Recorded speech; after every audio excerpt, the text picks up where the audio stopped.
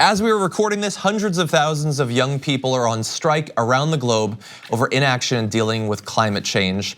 And I find this to be one of the most positive stories that I've been able to cover for quite some time.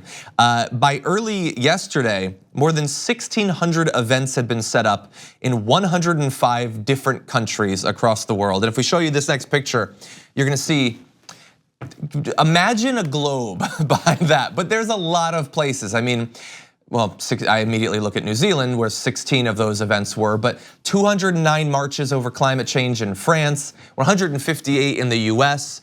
I mean, this is a gigantic, massive global coordination to show that the next generation, and perhaps the generation after that, wants something to be done to stop their civilization from being perhaps irreparably harmed.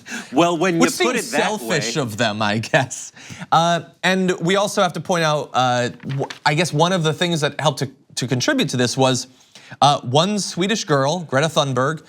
She protested outside Swedish parliament over this issue. That led to other students last year protesting in the UK, Australia, a number of other countries following her lead. And she just has, we've been trying to get her on the show. She has some awesome quotes about how frustrated she is with our generation and generations older than ours for not dealing with climate change in a serious fashion. She said at the time, "You are not mature enough to tell it like it is, even that burden you leave to us children," talking to Swedish parliament.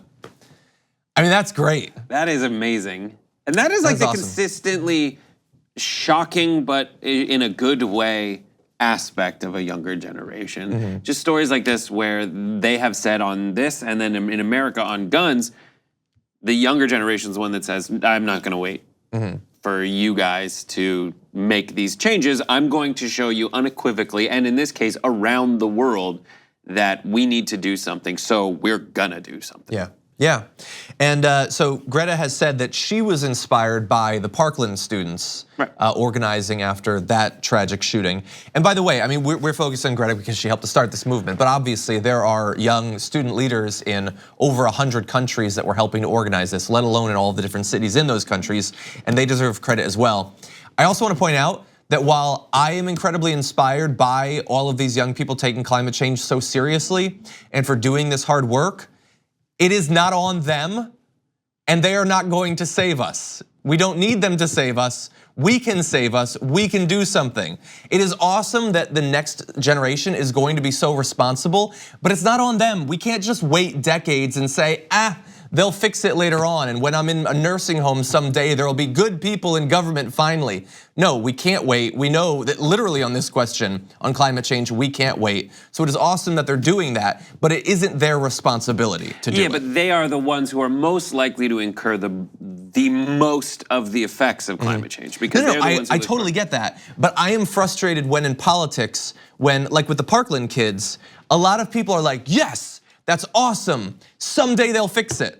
No, not someday. We can't just wait decades. We can't wait years. And I know a lot of those activists don't like the idea that it's all on them and that someday they'll be taking over. There are some people in the United States, there's a bunch, and then one of the candidates, Pete Buttigieg, is a mayor who is among many mayors on a task force of cities that said, even though our president pulled out of the Paris Climate Accord, our town is going to still adhere to those tenets. States have done that, cities have done that. So there are people who are doing it. It's just so difficult and so frustrating when the people in power currently have not only, it's not that they have ignored climate change, it's they have actively worked to counteract the measures put in place to combat climate change. That's so frustrating. But there are people out there who said, even though you guys want to go back, and these are people of all ages, we want to go forward. Yeah, and thankfully they have both on the Senate side and on the House side, people who are doing the right thing.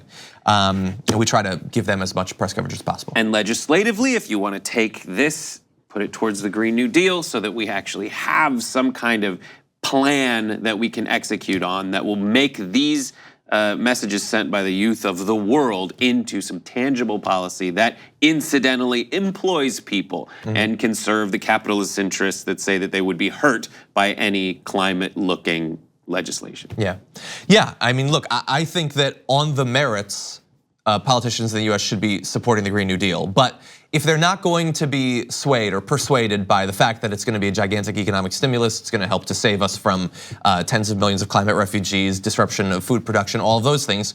Also, pragmatically, the next generation really wants you to do something, so maybe it's in your party's future best interest to at least look like you take it seriously. That's what I would say. Thank you very much for watching this clip from the Damage Report. If you liked it, don't forget to subscribe to this channel and ring the bell on YouTube to get notifications of our new videos. And of course, you can catch the full Damage Report live every weekday at 1 p.m. Eastern, 10 a.m. Pacific on TYT Network on YouTube TV.